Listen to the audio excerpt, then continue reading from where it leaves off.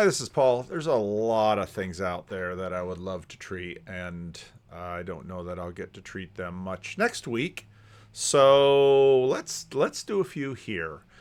All the way back a number of days ago, when Clara had her little live stream. Of course, many of us know Clara. Clara is working on her PhD in sociology, and she is studying us. She is studying the little corner. She is studying, and here, this humble little live stream she had going one morning, and Ron was there for it. And this is as she's reading books, and she's trying to figure out what's going on with all these crazy people that are jumping onto live streams with each other and that are talking about religion and whatever it's on their mind. So, Because I was thinking, like, the first thing I was going to say. and the first thing I need to do is get the sound settings right. I'm sorry, I'm focused. Because I was thinking, like, the first thing I was going to say was, like, and I was going to, like, sort of run this theory by you. Was like, okay, so there's this idea out there that, everything's becoming more polarized. You've seen this. Social media is part of that. I do like you all. So I wonder, and I really wonder, this is a genuine question, is the stuff that's happening in this little corner of the internet, is that, are the things that happen there, are they maybe moderating political forces? Are they antidotes to this political polarization? So I think I found one or two things out there that might suggest maybe this is it. Now, obviously, talking to one another, things are polarized when people stop talking to one another. So talking to one another is helpful. And then Ron goes on to tell this story, which really touched me because it's not the only story that I've heard. Things are sort of dying down now. The post election shock takes a few weeks, and then people begin to adjust. And this so much reminds me of this superficiality theme that I began to think about when I was talking to Jordan Hall, and how there's the shock of the thing, but you eventually have to sort of get back adjusted to it, and normal life has to continue. Regular things have to happen. You have to go about your business. This is really a good case for that. What do you think about that, Ron? This is a good case? Yeah, like everything's polarized, and we don't want things to be so polarized anymore. Maybe there's stuff happening here that well, less to be honest, all right, listen, I'll give you something that's in real time. I just had to send in my family, one of my family members asked me last Sunday how I voted. We're at a Bob Evans. And I told him, and they had a full-on meltdown. And this is someone who is, oh yeah, it was, and it was interesting. In the past, I wouldn't have had a grid on how to have dealt with it. But because I talked with you, Mark Parker, and some other people on the left, I had more information and maybe some understanding. And so when my sister melted down, and it was bad. It was, I didn't react, and I got quiet. Mm. And then it's been since Sunday, and I haven't really slept well. The first thing I did, I sent her a text or a voicemail. I didn't just say a text. I just said, listen, that hurt my feelings. I'm not going to change, and you're not going to change.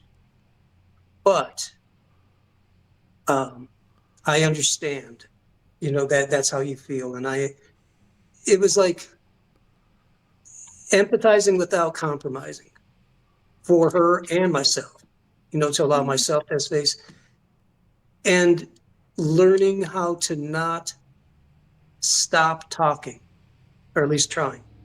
learning how to keep the conversation, the dialogue going in some way. TLC will teach you that. Let me tell you. Yeah. It's opponent processing in good faith. And your sister is the opponent there? Dude, she would have been the executioner if she had a chance. She did not like the way I voted. And she made me. Huh?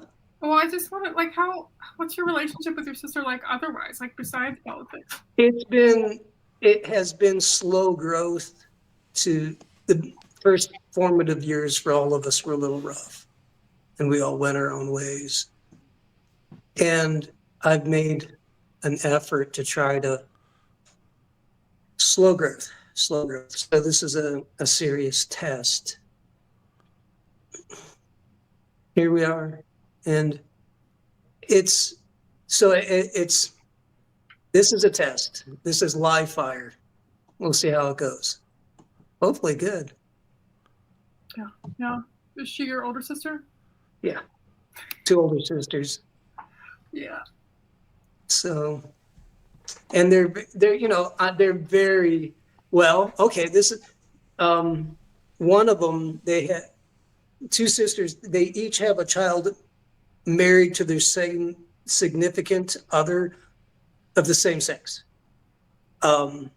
Actually, the second one's going to get married. So one's married, and I get along with them, but I am the black sheep Wait, of the your family. sisters are married to people of the same sex, or Their children. One in their they have children, and one in each pile has got a child that has a same-sex relationship, and it hasn't been a point of contention, but the election was just a flashpoint where I think it was like hell had been released against her and her kids. And I was on the side of the Nazis. And it was my fault. So. Yeah. But, good. No, I just want to say that's hard. Like, that's hard to be in the conversation. And I like that, where you're like sort of the target of like I was wondering, like, what about like talking to Mark, that what happened with, I've been called a Nazi recently. I won't tell anyone where. Can we be Nazis together? That would be, just flip them all out. I don't think that would be acceptable. I know it's anybody. Anyhow, what happened? Well, I was going to ask you, Ron, if it's okay. I was going to ask you. Oh yeah. What was it about talking to Mark that you said it had a thing like just? Well, yeah. With Mark, it was fun because he's left wing. Like he voted for Kamala Harris online. Like he punched his ticket, and he was having fun with it. And I'm like, well, Mark, I'm voting for Trump, and blah blah blah blah blah. And we both presented our sides, and we didn't blow up at it. It was like I had to listen. I'm like, why? Why do you think that?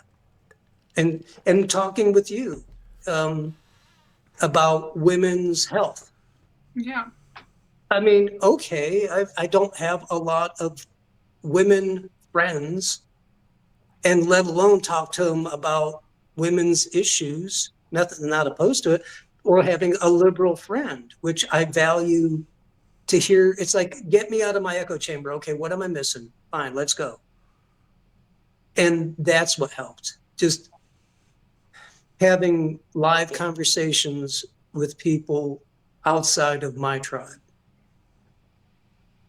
Yeah. I thought I had some of the same thoughts. Honestly, before the election, I was talking to some people here, and I was like, "Oh my goodness, I don't know how many people in my like day-to-day life. Like, I have a few sort of friends who I see occasionally who, are different from me, and like, definitely all my family like votes differently than me. But yeah, there really was something about that. about having friends you can talk with that are Well, from the other side. talking to Other people side of the online and really sort of getting an idea about like, well, why are people voting? You know, however they're voting. Because right. the exit, like the exit polls might be the only accurate way of understanding Okay. voting right now, because it's like people really don't talk about it, especially with anybody who they think is different from them. Right. Maybe that's what's the most dangerous. It's honestly, I think. Here's the thing: if Kennedy would have, if you had given me a chance to vote for Kennedy, I would have done it in a heartbeat. Yeah. But that, that didn't happen. And so maybe if this environment can help, to be honest, I think it's reasonable people on both sides. It's more of, it's not the fringe, it's not the Antifa or the Proud Boys that are going to be here. Mm. It's going to be someone who's willing to go, okay, I don't agree with you, change my mind. Yeah. Even though we really haven't had big debates about who to vote for, and even our treatment of religion, it's sharing, it's finding out how to talk to one another and practicing that. We live in a hyper pluralistic society, and that, of course, goes down into our families. And then we have to figure out, okay, how can we live together? How can we talk to one another? How can we do this in a way that, well, we feel is productive and helpful? Because he doesn't want to give up on his relationship with his sister or his nieces and nephews. These are important relationships, and now, partly because so much of our lives have sort of devolved into echo chambers, I guess there's this new blue sky alternative to Twitter out there. So I went over there, and I didn't log in or get an account or anything, but I just kind of looked at it, and I thought, yeah, all of this is sort of one way, whereas I would very much prefer a conversation platform where there are differences of opinion and where they are shared, and where you can actually, I mean, I was sort of trolling back T-Grog this morning in the live stream, but I'm much more of a troll in text than I am in voice and face. And so, I think this is part of how we want to play together. And I think in terms of the project that goes all the way down in terms of estuary and the corner, the goal is, obviously, if people wish to self-exile and don't want to talk, and there are ways of being productive in conversation, and ways of being less productive in conversation, but the heart of it really seems to be video and voice and face, and bringing voice and face into a space where we can actually discuss. And it might not get all the way down to the application, although people can name their applications, but it can, at least people can talk about their perspectives. I think this is basically how, again, we deal with differences. No rocket science here, but yet seemingly right now remarkable for a lot of people to pull off. I think part of this is not always selling. And what do I mean by that? I mean, not always, okay, I'm a Christian Reformed minister and I'm here to make you Christian Reformed. I was talking to, this wasn't online, but I think there's a recognition among many ministers that in some cases, if this is offline too, in some cases, if we help people make steps towards Christ, they might not be able to be enfolded in a Christian Reformed church if you're Christian Reformed. They might be going to another church. And in some ways, evangelicalism, for all of the ways that the word is sort of bashed, has created something more like that of an open network. And I think in many ways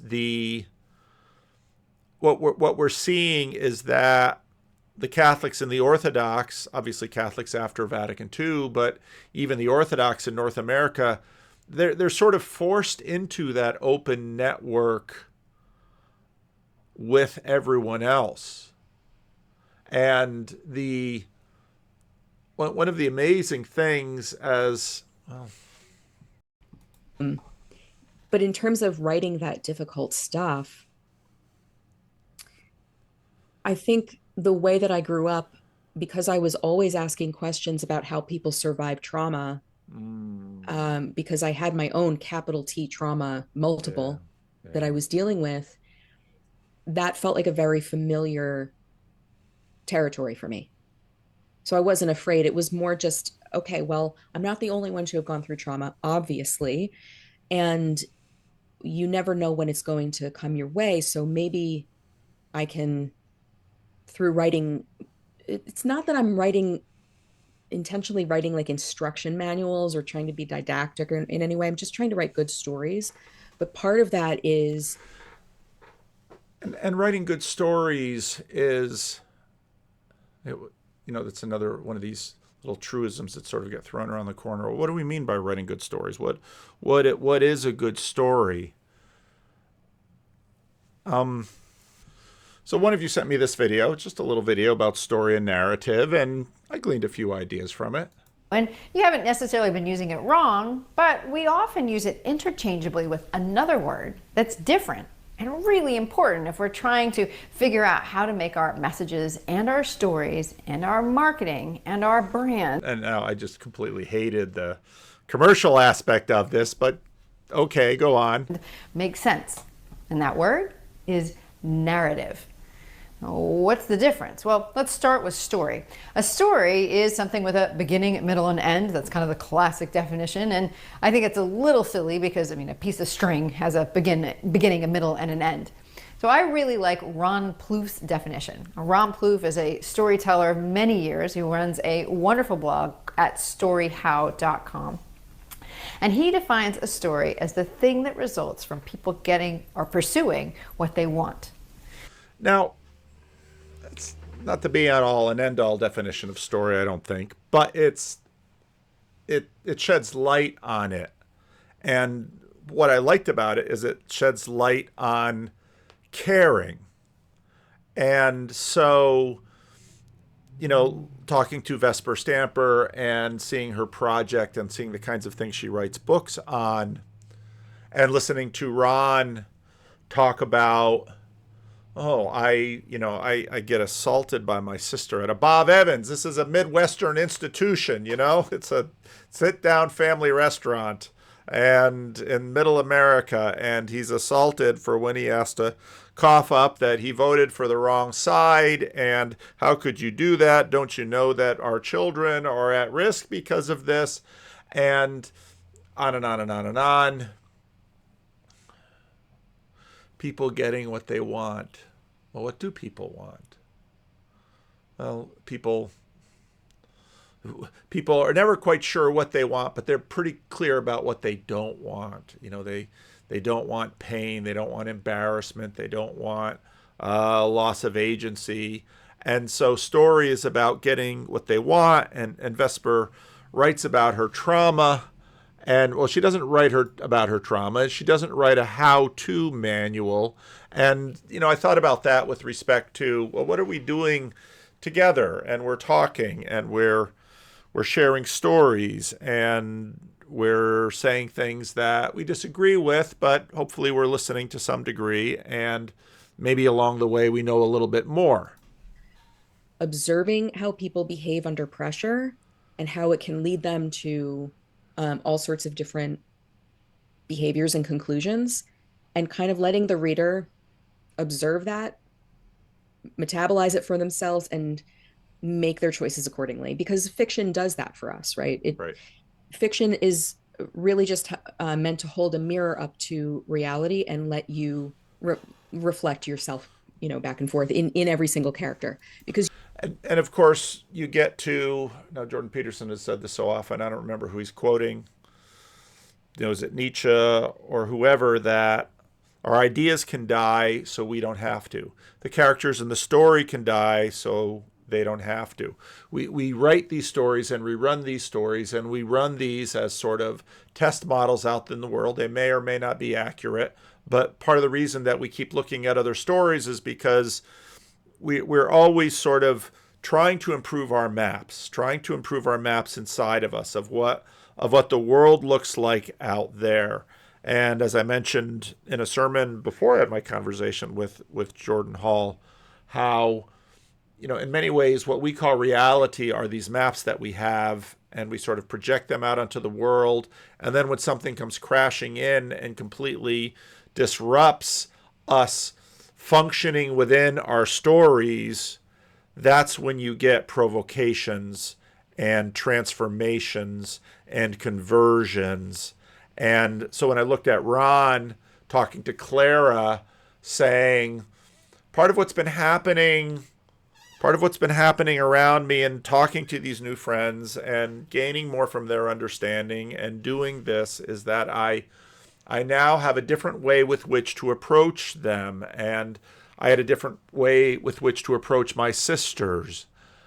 And so all of this, we don't know the benefit of it when we're participating in it, but we have an instinctive sense that somehow, some way, there might be something real under here and something that is good and real to gain. you will read yourself into every character. So if you present a kind of wide enough gamut of human personalities in your work, then the reader has something to grab onto. But a lot of fiction, and especially young, and I think actually, for Vesper and the kinds of things she's writing about, she's writing about some of the most sacred moments in Western history. For example, when the wall goes up.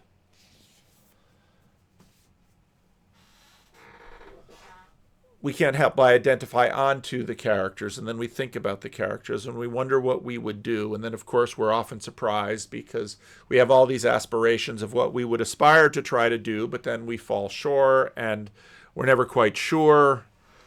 And of course, she's doing it for younger people. Then the reader has something to grab onto. But a lot of fiction, and especially young adult fiction, which I'll get to in a minute why I write for young adults, that was not intentional either.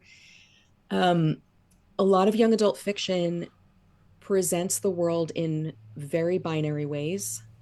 And whether or not the author intends to do that, or maybe some authors kind of capitalize on that black and white thinking that a lot of young adults have in order to tell a story and present a very kind of clear choice or something like that. Or whether the author is just trying to kind of work out their own latent teen angst, by, saying, well, I'm going to work out all my hatred of my parents through, this villain mom character or something like that. I really try not to do that. I can't stand that kind of literature. I don't want to be preached to on any level, whether it's a picture book or novel. And so I'm really just trying to tell accurate stories about how people think and act, and sometimes that's in ways that don't make any sense.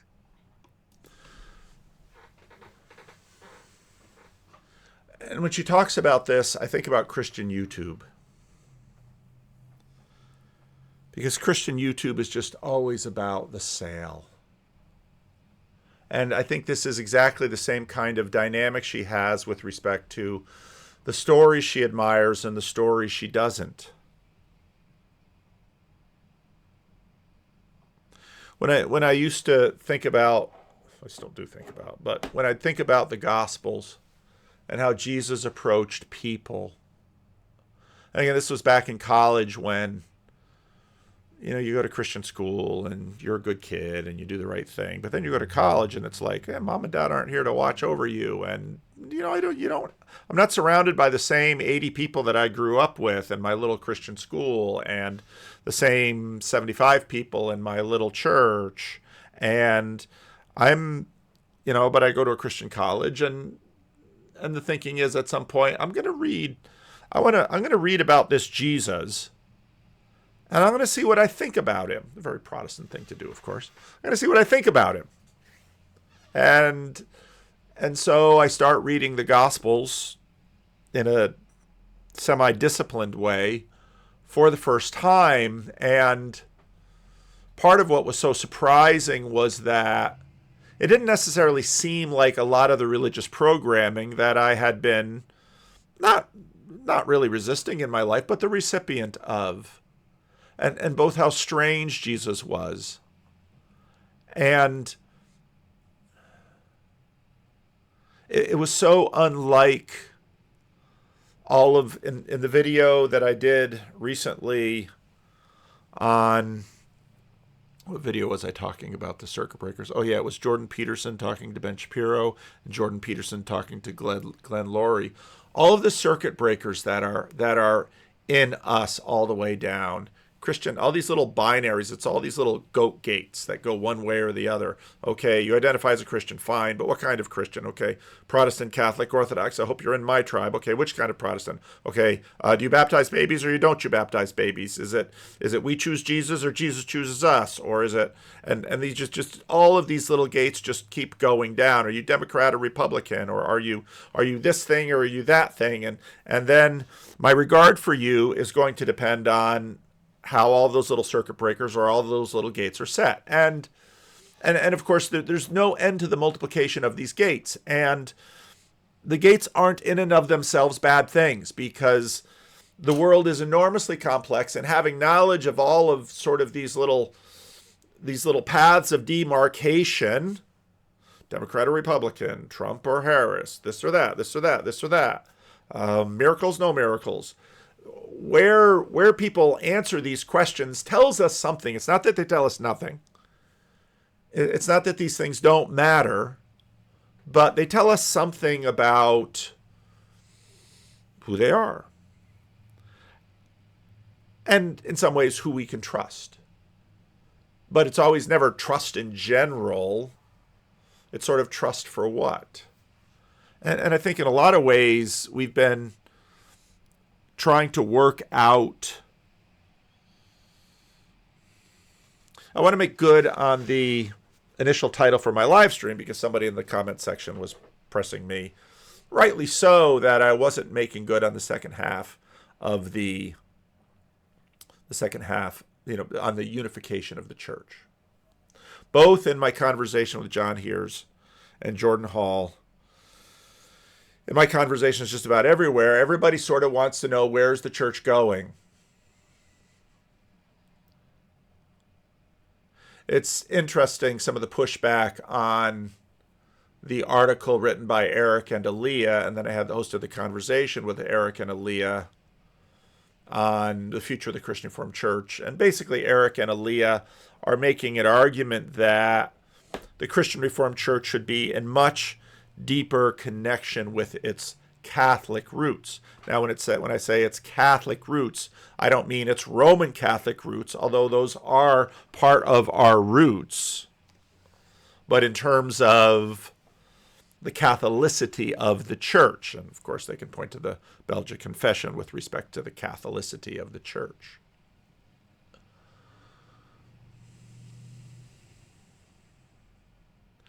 And so when John hears, it's hard for me to sort of find a clip where, in my conversation with John Heers, where we get to that. But in many ways, the conversation keeps swirling around that.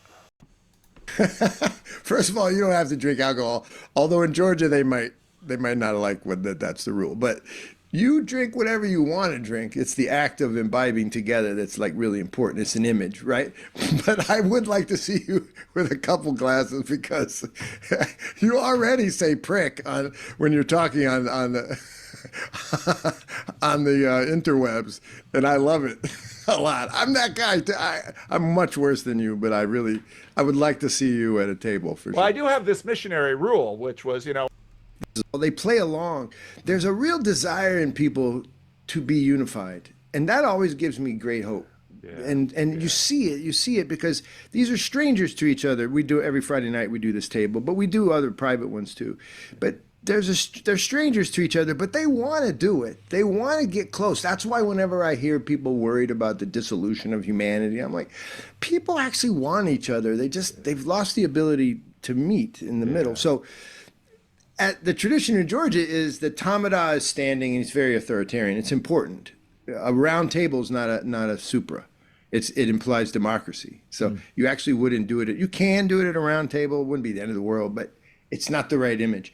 But at the other end, so if you were to come to the table, the other end of the Tamada is the oldest male in the room. Now, I'm not saying you're the oldest male.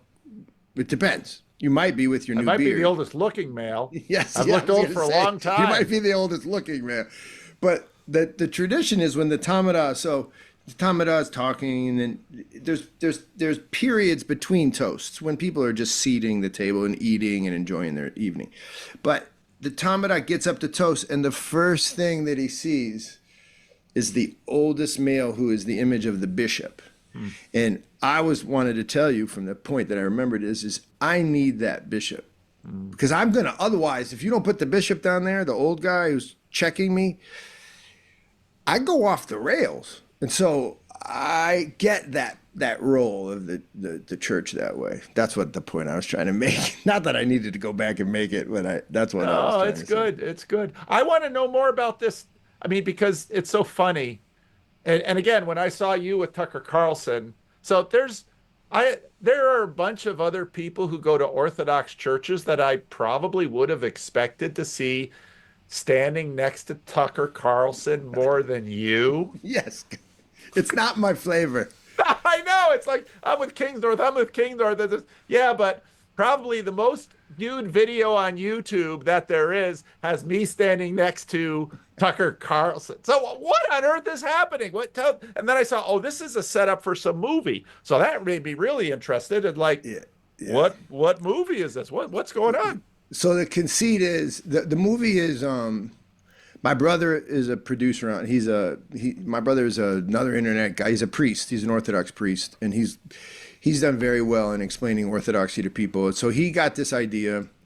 The director is a guy named Scooter Downey. He's fantastic. He's a New Orthodox guy. And then Neil DeGrade has come along to help us with some production. And a guy named Nick is the cameraman. Anyway, we're a little group that doesn't have any money. We raised enough to do some shots because we want to make a movie called Christianity's ?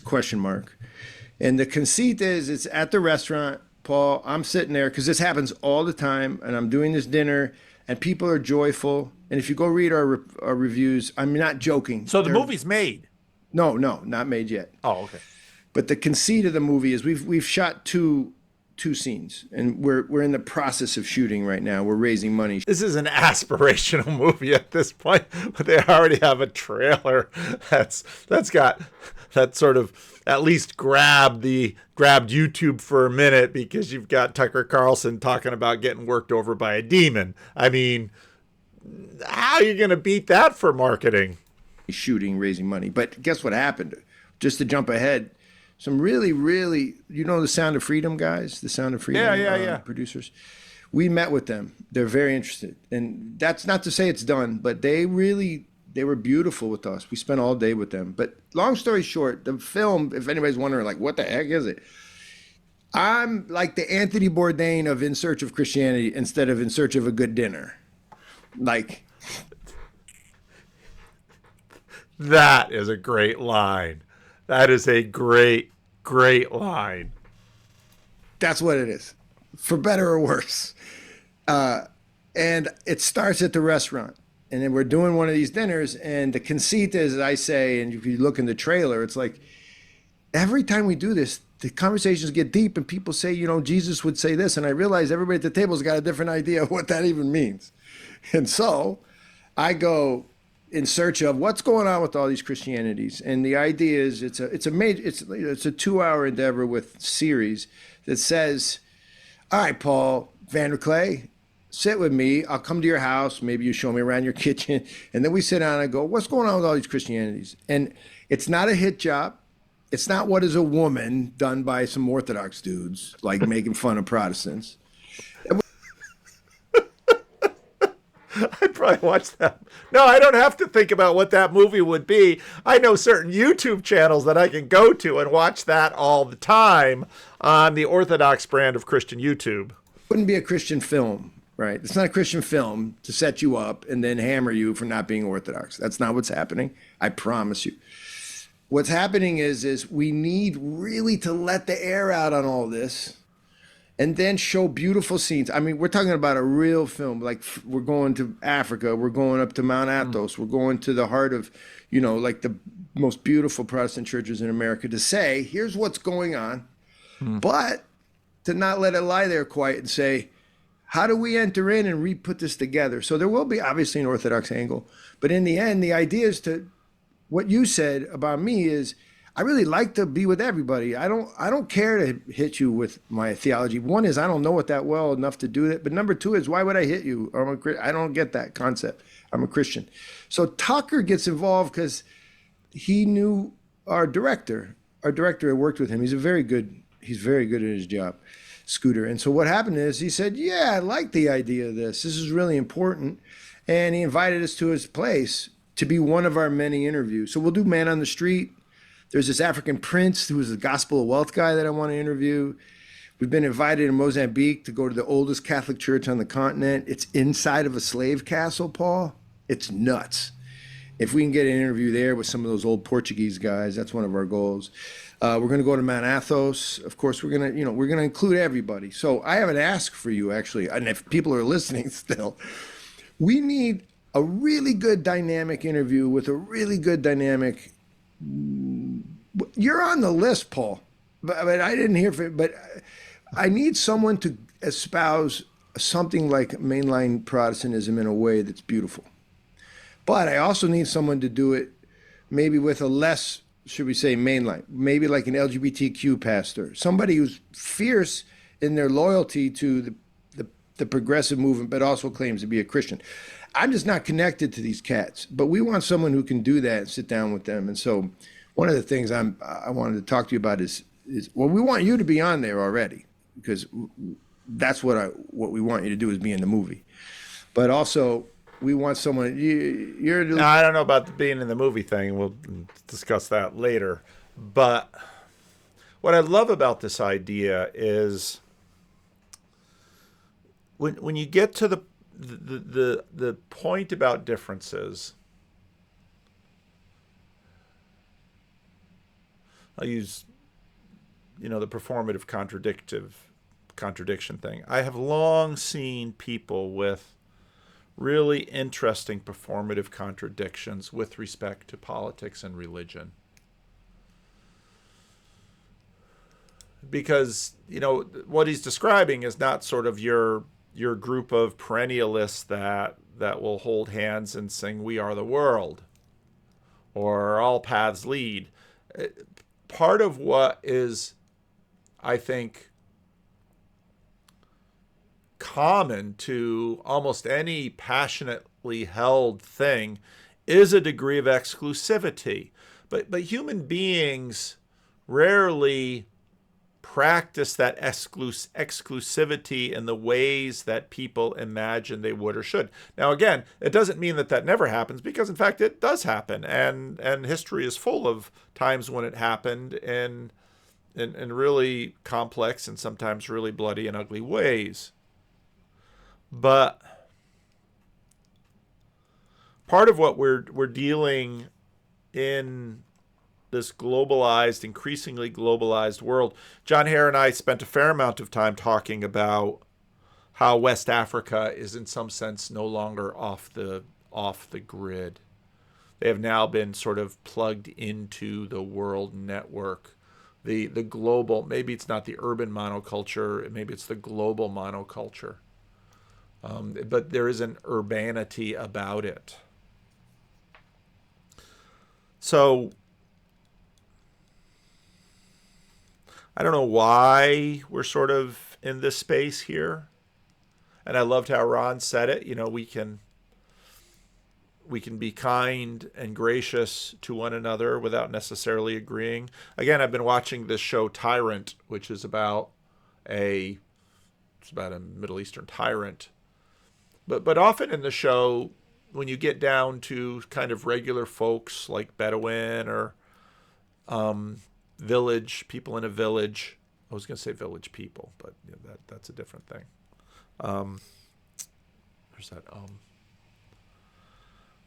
You know, there's the practice of hospitality, and hospitality means, well, you come, you can find it in Genesis, you can find it in Judges, you can find the failures of it in Genesis and Judges. You can also find the successes where someone comes and you extend them hospitality, and you know that there are significant differences, but once you take them under your roof, they're under your roof, and you extend them hospitality.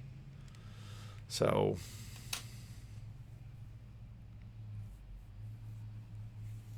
this video did not go in any way like I thought it was going to go.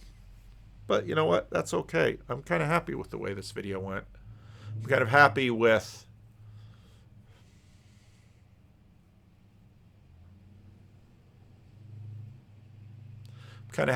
not being a part of Christian YouTube. Not always selling. But I think that's what this has been about. And again, it doesn't mean that people in this space don't have their ideas, don't have their strongly held ideas, don't have their strongly held ideas that they would like to argue for.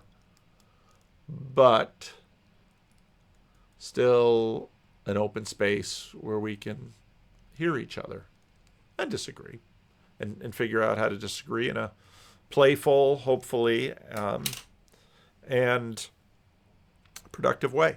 So I really loved this little video with Ron and Clara, and at least some of the hope that Clara is seeing. And what's so beautiful about what's, you know, happening with Clara is that she's got these crazy glasses on, and there's a clip of me singing in this video, which I do because it just cracks me up with her glasses. But when she sees, are those rose-colored glasses that she's wearing? Uh-oh. But this hopefully, whatever we're doing, those of us who are here learning how to live in this world that is increasingly hostile and polarized, but being in it in a way that people can begin to exhale. And okay, so you voted for the wrong person. You're still my brother. You're still my sister. You're still my niece. You're still my nephew. You're still my friend. You're still an interesting person, because even though maybe you voted for the wrong person, there's half a dozen other really interesting things about you that we can agree on and we can be together in. Or maybe there's just some distinct things about you that are really cool and I would like to know more. So